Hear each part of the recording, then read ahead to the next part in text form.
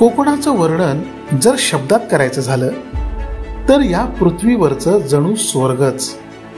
कोकणात अशी अनेक ठिकाणे आहेत जे आपलं अद्भुत रूप आपल्याला दाखवत असतात आणि काही ठिकाणे अशी आहेत जी झाडी झुडपात गुडूप होऊन बसली आहेत. चला आज आपण अशा एका उन्हाळ भटकंतीला सुरुवात करूया जी आपल्याला त्या गुडूप ठिकाणी घेऊन जाईल.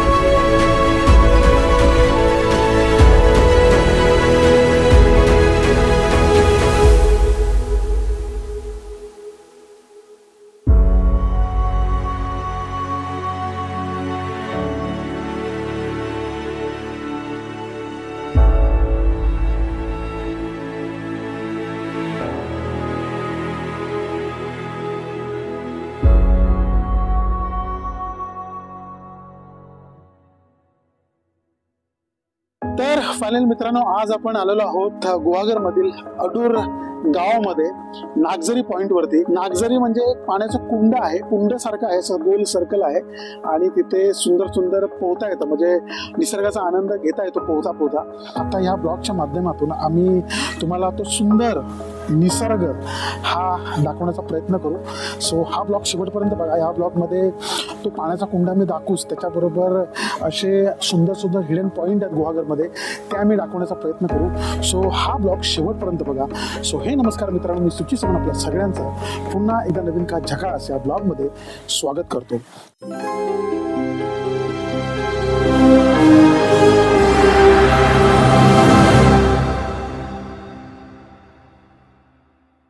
तर मित्रांनो, चिपळूण जे रेल्वे स्टेशन आहे तिथून आणि चिपळूण एस टी डेपो सुद्धा, तिथून या पॉईंटला यायला तुम्हाला 2.5 ते 3 तास लागू शकतात.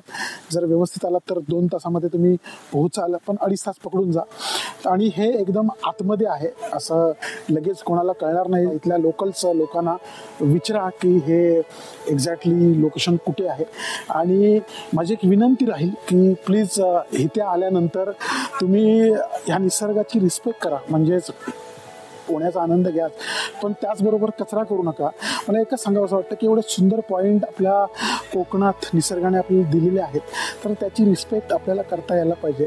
जर तुम्ही ह्या निसर्गाची निगा राखली तर बाहेरचे लोक जेव्हा ह्या पॉईंटला जेव्हा भेट देतील तेव्हा खरोखरच त्यांना इथे सुंदर वाटेल आणि ते अजून 4 लोकांना सांगतील की बाबा ह्या अशा गावांमध्ये असा सुंदर पॉईंट आहे. काळजी घ्या की आपल्याकडून स्वतःकडून कचरा होणार नाही. बाकी चला, आता तुम्हाला पुढे गेल्यानंतर मी दाखवतो की तो अद्भुत निसर्ग कसा आहे.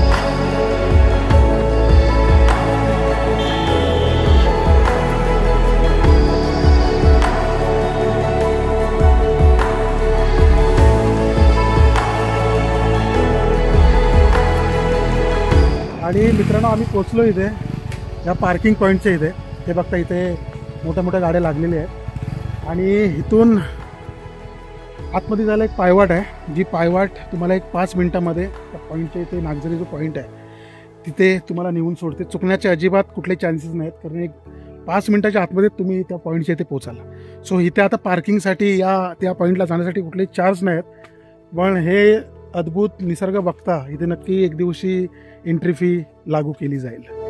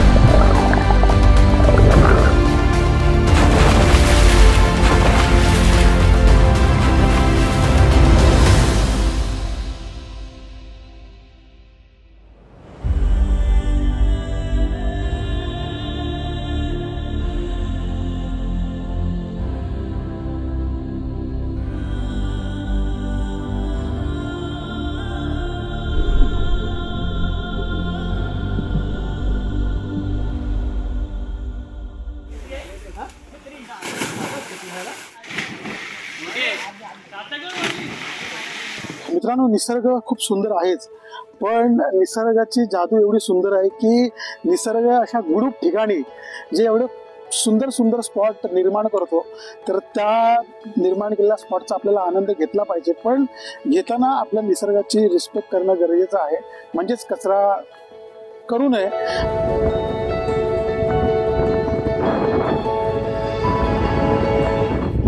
तर मित्रांनो, आता आम्ही आलोय ह्या बुदल गावातील एका पॉईंटवरती. या पॉईंटचं नाव नाही माहिती, पण हे बघताय तुम्ही माझ्या पाठीमागे हा थांग पसरलेला समुद्र आहे आणि ह्या बाजूला बीच आहे. त्या बीचचं नाव सुद्धा मला माहीत नाही, कारण मी फर्स्ट टाइम आलोय. आणि हे मागे घरं दिसतात ती बुदलवाडीतली आहेत. तर हा पूर्ण परिसर बघा तुम्ही, बघता तुम्ही माझ्या मागून. पाणी एवढं क्रिस्टल क्लिअर आहे की खालचं दिसतंय एवढं, जसं की आपण विचार करतो गोव्याला असं पाणी आहे तसं पाणी आहे. सेम पाणी पूर्ण निळं आहे, निळशार पाणी, क्रिस्टल क्लिअर. आणि ते दिसतंय, नजरेनं माझ्या दिसतंय की हा ॲक्च्युली क्रिस्टल क्लिअर आहे.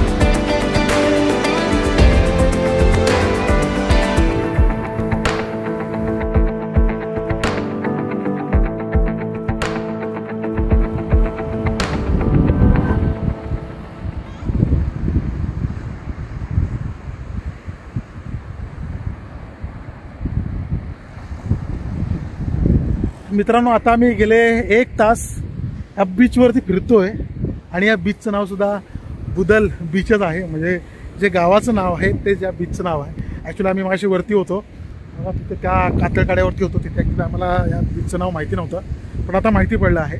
वाडीतली पोरं तिथे खेळतात आहेत क्रिकेट, आणि बाकी प्रशांत आणि मीच दोघेच आम्ही फिरतोय या बीचला. कोकण हे सांगायची गरजच नाही की कोकण म्हणजे स्वर्ग आहे, आणि या स्वर्गातच आम्ही राहतोय, आम्ही जगतोय. बघताय तुम्ही पाणी माझ्या मागे एकदम निळशार पाणी, आणि बस आता आम्ही फिरतोय आणि अख्खा बीच खाली आहे बघा तुम्ही.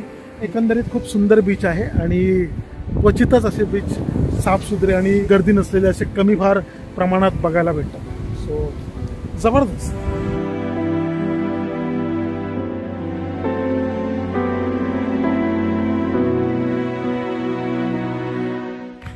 तर मित्रांनो, ह्या ब्लॉगमध्ये आपल्याला जे सिक्रेट पॉईंट होते गुहागरमधील ते 2च दाखवत आले. कारण ॲक्च्युली ना गुहागर खूप मोठं आहे आणि ते एका दिवसामध्ये कव्हर करणं पॉसिबल नाही आहे. तर आपण जेव्हा नेक्स्ट टाईम येऊ त्यावेळेला 3-4 दिवस घेऊनच येऊ, आणि त्याच्यानंतर जे आजूबाजूचे पॉईंट आहेत ते आपण सगळे दाखवण्याचे प्रयत्न करू. सो हे 2 पॉईंट खूप सुंदर वाटले आणि अनुभवसुद्धा खूप सुंदर होता. तर आय होप तुम्ही हा ब्लॉग इथपर्यंत बघितलं असेल आणि जर बघितलं असेल तर नक्की लाईक करा, कमेंट्स करा, शेअर करा आणि आपल्या चॅनलला सबस्क्राईब करायला विसरू नका. तुमच्या ज्या प्रतिक्रिया आहेत त्याखाली कमेंट करून सांगा. बस मित्रांनो, व्हिडिओला नक्की लाईक करा. कारण खरं सांगतो आहे यूट्यूबकडून तसं काय जास्त इन्कम होत नाही, पण पेट्रोलचा, येण्या जाण्याचा खर्च, खाण्याचा खर्च, ह्या सगळ्या गोष्टी आपल्याला स्वतःच्या खिशातूनच कराव्या लागतात. सो तुम्ही जर व्हिडिओ बघत असाल तर नक्की लाईक करा. त्याच्याने खूप मदत होते नवनवीन व्हिडिओ बनवण्याची. सो प्लीज चला बाय, भेटूया अशाच एका नवीन व्हिडिओमध्ये, नवीन ब्लॉगमध्ये. तोपर्यंत जय महाराष्ट्र.